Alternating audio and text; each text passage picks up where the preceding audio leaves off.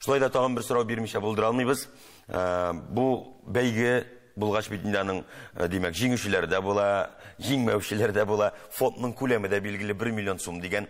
Татар телен матди чыганаклар белән генә саклап калып буламы? Татар телен билгеле матди чыганаклар белән, акча белән генә саклап калып булмый, әмма ләкин булышып була, сакларга булышып була.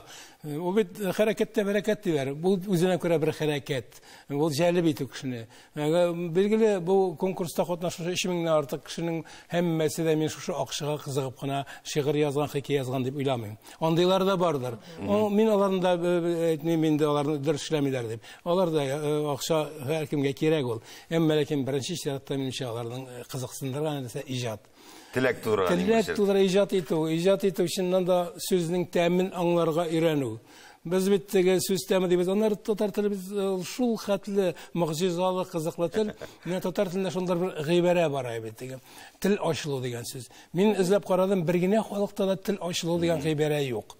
Димәк, татар кешесенең сүзе инде бәләкәй вакытта ук, сабый вакытта ук инде, әле хәтта туганчы ук бәгыренә, җанына, калбенә татар сүзе салынып куелган.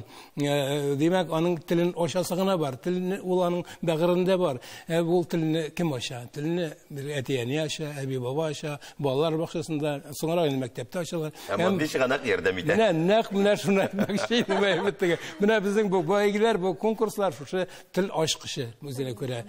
Күп кешенең телен ача һәм ачып кына калмый, шомарта, камилләштерә. Шундый ачкычлар күбрәк булсын дигән теләктә. Сезнең белән сау булашабыз. Рәхмәт, сау булыгыз. Амин, шулай булсын.